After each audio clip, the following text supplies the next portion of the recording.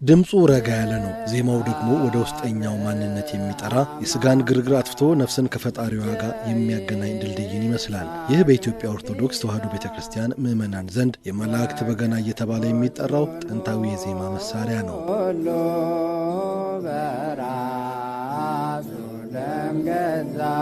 በተለይ አሁን ባለንበት በዐቢይ ጾም ይልቁንም በሰሙነ ሕማማት የበገና ድምጽ ከሌላው ጊዜ በተለየ የክርስቲያኑን መንፈሳዊ ሕይወት ይቆጣጠራል። ዲያቆን ኤርሚያስ ልዑል በአቡነ ጎርጎርዮስ የበገና መምህርና በገና ደርዳሪ ናቸው።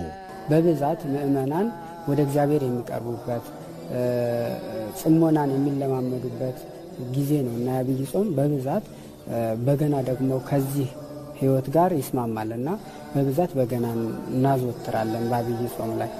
ድንግል የዚያን ጊዜ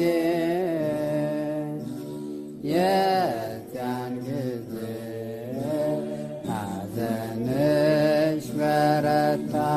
ታዋቂው የቋንቋ ሊቅ አለቃ ኪዳነ ወልድ ክፍሌ መጽሐፈ ሰዋስው ወግስ በተሰኘ መጽሐፋቸው በገና በገነ ከሚለው ግስ የተገኘ መሆኑን ይገልጻሉ። ትርጓሜውም በዜማው ውስጥ የሚታየውን መጥበቅና መላላት የሚያመላክት ነው። በገና ዝም ብሎ የሙዚቃ መሳሪያ ብቻ አይደለም። ይልቁንም በቤተ ክርስቲያን አስተምሮ ጥልቅ ምስጢር የታቀፈበት መንፈሳዊ መሳሪያ ነው። የበገና አካላት እያንዳንዳቸው መጽሐፍ ቅዱሳዊ ትርጓሜም አላቸው። 10 ናቸው። በቁጥር ምሳሌነት አላቸው። እነዚህ 10 አውታር በ10ቱ ትእዛዛት ይመሰላሉ። 10ቱ ትእዛዛትን ይመስሉልናል።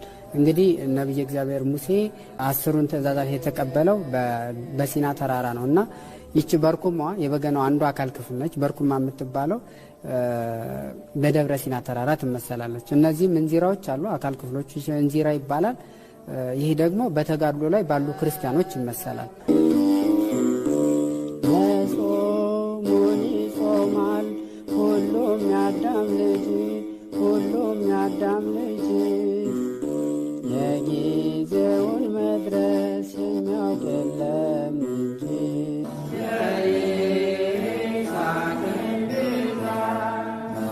በገናን ከሌሎች መሳሪያዎች ልዩ የሚያደርገው ዓለማዊ ቦታዎች ላይ አለመገኘቱና ለቤተ ክርስቲያን አገልግሎት ብቻ መዋሉ ነው። ድምፁ ሰውን ወደ ተመስጦ የማምጣት ከፍተኛ የመሳብ ኃይል አለው። ደርዳሪዎቹ እንደሚሉት አንድ አማኝ በገና ሲሰማ መጀመሪያ ከራሱ ጋር ይተካከራል። ራሱን መግዛት የቻለ ሰው ደግሞ በደሉን አውቆ ወደ ንስሐና ወደ ይቅርታ ይመጣል። በገና የትዕቢት ሳይሆን የትህትና፣ የጩኸት ሳይሆን የዝምታ መሳሪያ ነው የሚሉት በማኅበረ ቅዱሳን የበገና አገልግሎት መዘምራን አባል የሆኑት ላዋይሽ ደስታ ናቸው።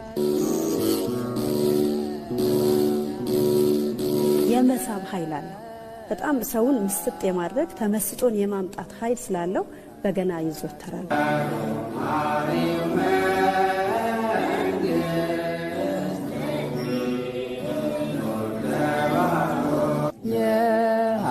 የሐሰት ምስክር አቁመው ከሰሱ።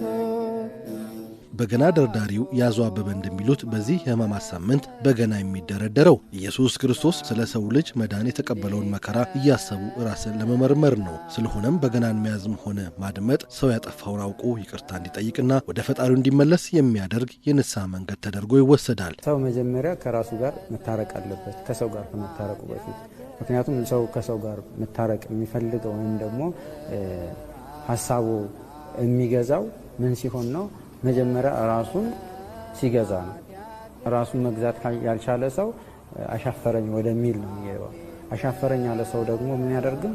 ይቅርታን አያውቅም ማለት ነው። ስለዚህ የእሱ ተቃራኒ ይሆናል ማለት ነው። በገናን ሲይዝ ሰው ወደ ይቅርታ ይመጣል፣ ወደ ንስሐ። ራሱን ሲገዛ ያጠፋውን ሰው ራሱ ይቅርታ ብሎ የሚጠይቅ ሰው ያደርገዋል ማለት ነው።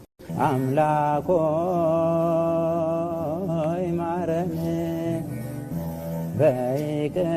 በይቅርታ እንጂ። በመሆኑም በገና በዐቢይ ጾም በተለይም በሰሙነ ሕማማት አማኙን ከፈጣሪው የሚያገናኝ ረቂቅ ድልድይ ነው። ብርሃን አክሊል